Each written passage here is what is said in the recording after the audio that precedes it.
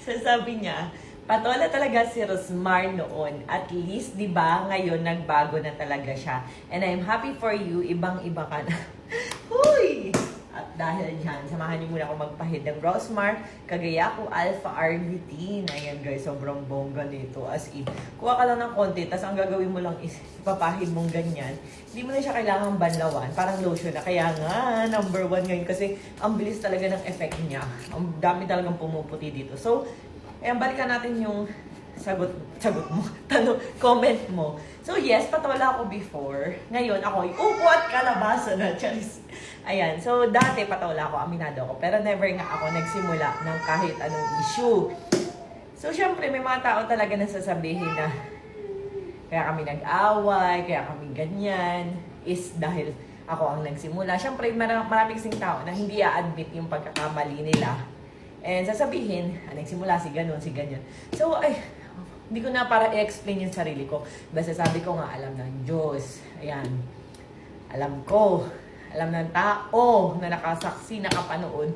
Kung sino yung mga nagsisimula. Kapag ka meron ako dating naka-issue, naka-away, ganun. Ulitin ko, never ako nagsimula ng kahit anong issue. And dun proud ako sa sarili ko. Pero, yun nga, dati talaga patola ako. So, hindi ko na para i-explain kung ba't kami nag-away ni ganito, nagka-issue ni ganito before, ganun. Kasi, yung mga sarado ang isip, hindi rin naman maniniwala. Isipin, yun ang baby.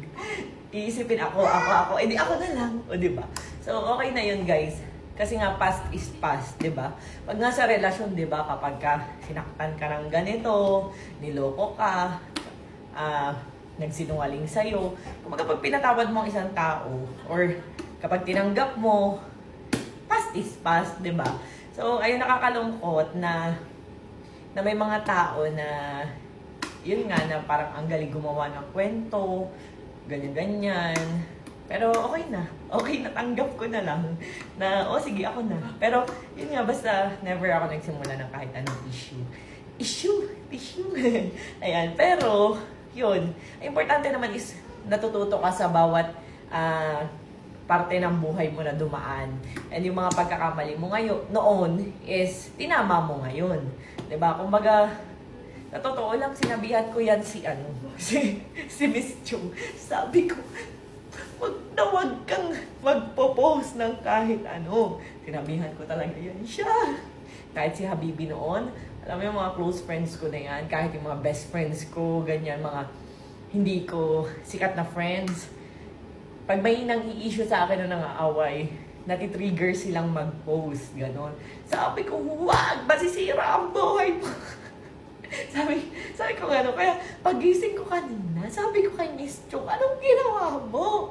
Ayan, sabi ko talaga sa kanya. Kasi talagang, alam niyo yun, parang naisip ko talaga na, huwag na, parang mas masarap talaga kapag peaceful lang, tahimik lang, gano'n. Parang naiintindihan ko siya in a way na, iba-iba kasi tayo ng personality.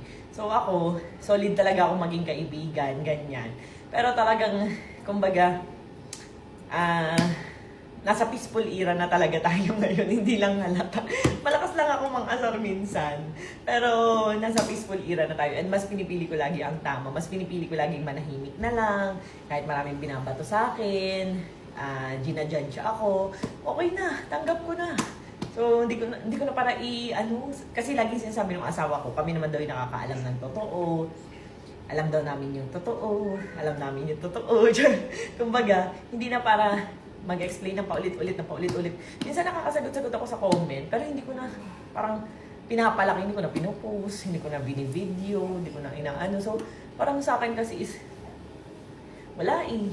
Kahit naman anong sabihin natin, yung mga taong hindi tayo bet, ay masama yung tingin sa atin. Diba? Kaya alam mo ba sabi sa akin ni Miss Chung, nung personal, ganyan siya sa akin eh. Sabi niya sa akin eh, hindi naman magkahiwalay ang mata mo ah. Hindi naman, paano ba ito? Ano? Me! Sabi niya, me! Hindi naman pala magkahiwalay ang mata mo. Bakit sinasabi nila magkahiwalay daw ang mata mo? Iba pala sa video. Ganon. So, ayun. Kumbaga, wala. tanggapin na lang natin yung mga ginajudge nila. Basta ang importante, meron tayong masayang pamilya, masaganang buhay, healthy mga anak, asawa, pamilya, mga magulang. Mahal ako ng mga magulang ko, mga kapatid ko. Hanggang ngayon, nandiyan pa rin para sa akin. Mahal ako ng mga yaya ng anak ko. And alam niyo ba yung mga yan, gusto ko ipagtanggol. Sabi ko, huwag, masisira ang buhay niyo. Sabi ko, wag na. Basta iba. Dati talaga pagka meron akong mga friends, sige, go! Laban! Ganun talaga. Tapos ngayon talaga, kahit asawa ko, sabihin ko, kunyari gusto minsan mag-asal, mag-post, wag! Ako, grabe, sabi ko, parang galing-galing ko na talaga mag-control ngayon. Like, di na ako nagpapa-trigger, ganun. Promote na lang ako. trigger. Kaya promote na lang ako, ganun. Tapos, yun, labing-labing na lang kami, ganun. Tinda-tinda, benta-benta. Ayan guys, basta masasabi ko lang, bumalik kayo kasi nga number 1 ngayon. Dapat subukan nyo kasi 3+ whitening booster na to. Improves the appearance of dark spots and hyperpigmentation. Thailand formulation. 3+ whitening booster na to guys. Ayan. Kagaya ko alpha-arbutin cream, Thailand formulation. Yung formula natin galing pa to sa Thailand, yung mga ingredients. Kaya parang ginawa na rin sa Thailand. Pero sa Pinas siya ginawa. O diba? Loyal tayo sa mga users natin. Sinasabi ko talaga yung totoo. So hindi kasi ako pinalaking sinungaling ng mga magulang.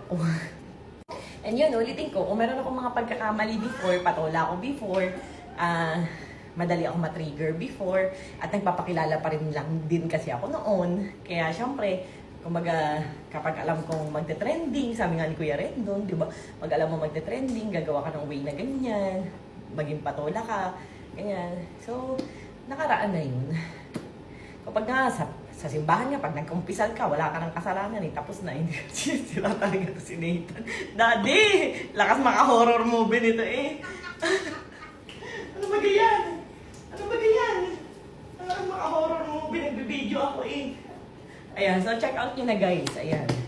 Ayan, focus na tayo sa family. Kaya din sa mga issues, sa mga bashers. And hindi ka talaga maaapektuhan kapag may ganyan ka. Di ba? Ayan, so check out nyo na. Rosmar Kagaya ko alpha-arbutin, new packaging. Sinambusan tayo ng isang packaging natin. So check out nyo na to. For face and body, pwede sa bagets, buntis at lactating.